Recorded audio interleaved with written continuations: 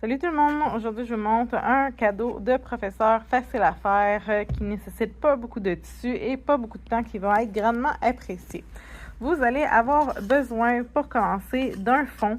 Moi, j'ai pris un fond qui est quand même de bois, qui va quand même permettre d'avoir une bonne tenue au niveau de notre porte-crayon. Mais vous pourriez utiliser là, un autre sous-verre quelconque, des fois faire de la récupération dans du plastique épais, des choses comme ça, ou encore même dans une boîte de carton épaisse. Donc, on choisit la grosseur qu'on désire notre fond et on va travailler à partir de ça. Pour commencer, là, vous allez voir, je l'ai déjà conçu. Donc, vous allez prendre le matériel que vous avez choisi pour faire le fond, le mettre sur une feuille blanche et on va commencer par le tracer, tout le contour, pour savoir justement notre fond, ça nous donne quoi. Une fois que notre fond est tracé, vous déterminez votre valeur de couture que vous voulez. Ici, j'ai pris là 1 cm, mais 1 cm court, c'est-à-dire avant la ligne de 1 cm et non pas après.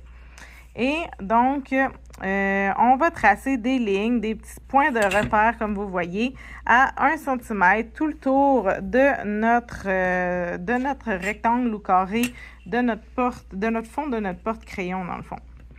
Puis, une fois qu'on va avoir fait toutes nos lignes, on va tout simplement, à l'aide d'une règle, aller les rejoindre ensemble. Vous pouvez dépasser, là, il n'y a aucun problème. Ça va nous permettre d'avoir aussi des beaux angles droits. Donc, une fois qu'on a tracé toutes les lignes du côté, si ça vous mêle, vous pouvez toujours barrer les lignes pour vous dire que ici, là, il ne faut pas que vous coupiez ça, là. Fait que, on va tout simplement couper notre carré ou notre rectangle de fond et on se le marque là pour savoir c'est quoi. Donc ici, c'est notre fond. Il va falloir le couper une fois dans le tissu intérieur et une fois dans le tissu extérieur. Donc, il nous reste à couper ça. Ensuite, pour faire les côtés, on va prendre notre règle et on va mesurer notre ligne ici, combien que ça nous donne. Donc, ici, j'ai un 12 cm. Si vous avez un rectangle au lieu d'un carré, ça va être important de faire la prochaine étape pour, dans le fond, pour les deux ici et les deux ici. Donc, 2 fois. Si vous avez un carré comme moi, c'est pas nécessaire, là, vous pouvez faire seulement une fois. Donc, ici, j'ai un 12, on vérifie. Ici, j'ai un 12, on vérifie, 12, 12. Donc, j'ai un carré parfait. Alors, on peut passer à la prochaine étape. On se prend une autre feuille blanche. Et là, moi, je vous conseille d'aller à partir d'un coin parce que ça va être beaucoup plus facile parce que vous allez être sûr à 100% que vous allez être à l'équerre, en fait. Là. Et on s'en va regarder. Un 12, ça donne quoi? Un 12 cm. Et on va se le marquer ici. On monte un petit peu, on se marque un 12. Vous pouvez monter encore, on se marque un 12. Et on trace notre ligne en reliant nos points ensemble. On se trace une belle ligne droite. Donc, on sait que notre côté mesure 12 ici, mais là, on veut savoir la hauteur. Donc, pour la hauteur, on peut regarder avec les crayons que vous avez, des crayons plomb, puis on regarde approximativement de quoi qu'on aurait besoin. Et moi, ce que je vous conseille personnellement, mais ça, c'est propre à vous de le déterminer, c'est de ne pas descendre en bas de 10 cm parce qu'il faut que vous allez faire un rebord, puis votre rebord, il va être au moins d'un centimètre. Fait que vous allez tomber à peu près à du 9 cm plus la valeur de couture de fond, fait que 8 cm. Quand vous choisissez 10, enlevez 2 cm au moins. Fait que est-ce que 10, ça suffit? Un stylo comme ça, oui. Un crayon de plomb, c'est un petit peu plus long. Puis si vous voulez qu'elle puisse mettre des ciseaux, là, c'est sûr, là, mes ciseaux de couture sont plus longs que les ciseaux réguliers. Mais des ciseaux, ça rentrerait, tu sais, ça serait short.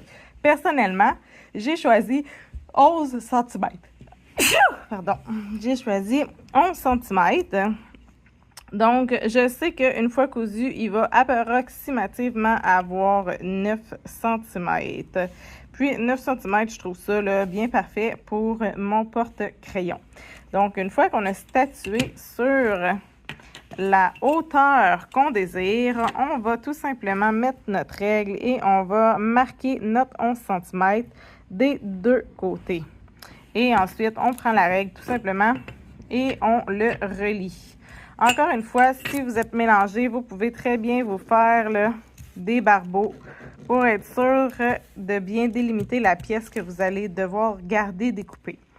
Moi, j'ai marqué que c'est mon côté, qu'il faut que je coupe 4 fois en extérieur et 4 fois en intérieur. Si vous aviez un rectangle, ça aurait été 2 fois en extérieur, 2 fois en intérieur et vous auriez eu une autre pièce qui aurait eu la même hauteur, mais pas la même largeur ici et qui aurait dû également être 2 fois 2 fois. On peut toujours aussi, comme c'est pas un carré parfait, mettre notre droit fil pour pas, une fois que la pièce est découpée, le couper comme ça et se rendre compte, oups, on a mal fait ça. Donc, on peut mettre notre droit fil. Voilà. Fait qu'on va découper les pièces, puis il va nous rester à découper notre tissu et coudre celui-ci.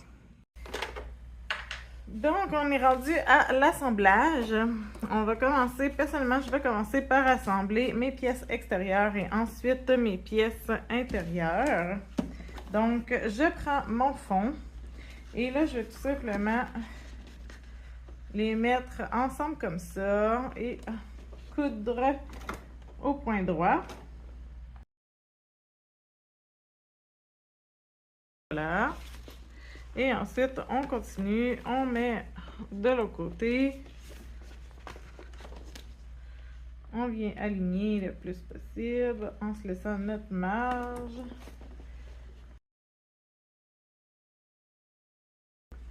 Et voilà. Donc, comme vous voyez, là, le premier, il fit parfait, mais plus ça va avancer, dans le fond, ici, vous voyez, là, il dépasse à cause de ma petite marge. Fait que je le laisse dépasser là, de chaque côté de façon égale.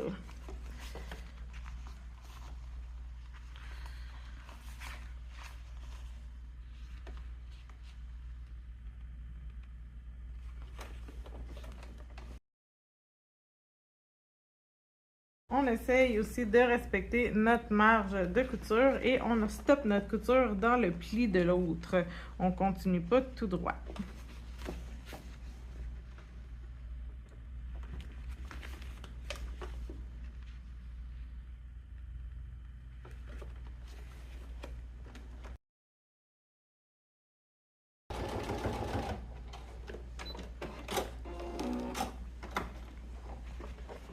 Et voilà. Donc, ensuite, on va plier comme ceci. Puis, on ressort notre, tu sais, il était comme à l'intérieur, là, si on veut. Vous voyez, il est comme passé à l'intérieur. Fait qu'on peut tout simplement glisser notre doigt pour aller vraiment bien le sortir. Et là, vous voyez, il tombe égal. Fait qu'on va coudre cette partie-là et on va faire la même chose pour tous les côtés.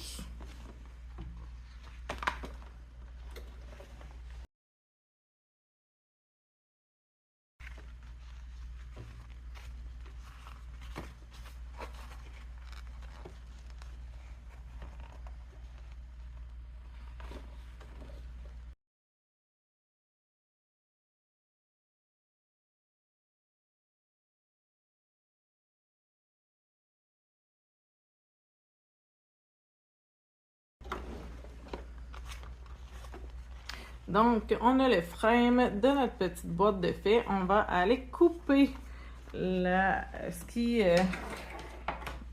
dépasse trop. Donc, on coupe notre marge à peu près 3 mm, plus ou moins, peut-être une petite affaire plus, là. Juste pour pas que ça nous dérange trop pour la tenue de notre petit porte-crayon. Fait qu'on fait ça de tous les bords.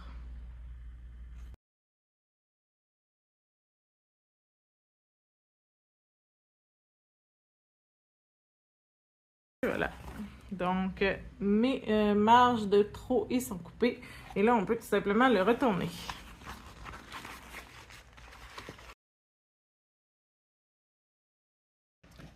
Et voilà. Par précaution, vous pouvez toujours mettre tout de suite dans votre petite boîte votre fond pour ne pas l'oublier.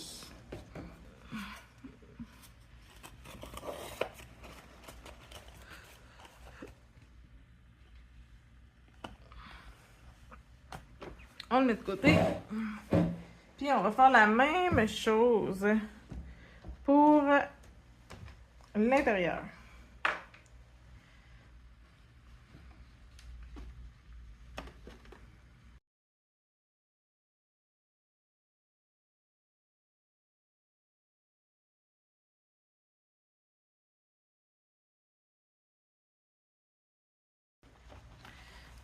Et on va refermer comme on a fait pour l'autre, de la même manière.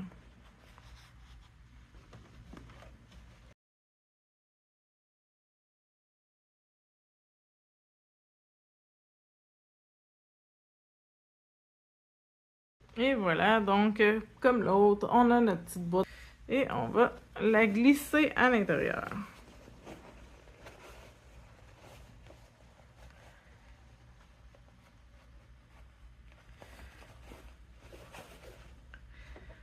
Donc, comme vous voyez. Donc, pour la fermer, en fait, vous avez le choix soit de faire un ourlet. Vous pouvez faire un ourlet vers l'intérieur, mais on va voir votre cuirette comme ça. Vous pouvez faire 2 ourlets comme ça et un de l'autre côté. Et on coud, voilà, comme ceci. Ou vous pourriez mettre un billet tout le tour, tout simplement. Donc, personnellement, j'ai épinglé pour commencer mon tour extérieur sur à peu près 1 cm, 1 cm et demi. Et là, je vais faire la même chose avec mon extérieur, mais je vais les apposer ensemble avec les pinces. Et voilà, donc j'ai fait la même chose, j'ai tourné les côtés et je les ai épinglés avec les autres. Et là, ce qu'il me reste à faire, c'est vraiment de venir coudre tout mon contour.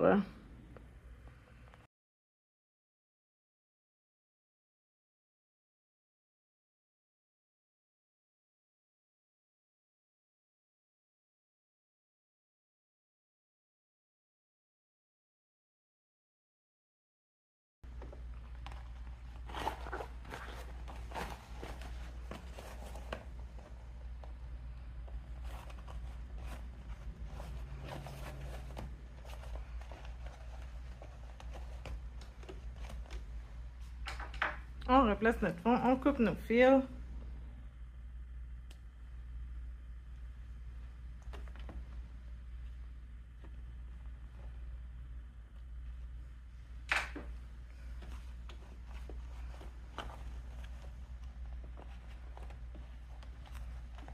Et voilà, vous avez un porte-crayon pour le bureau.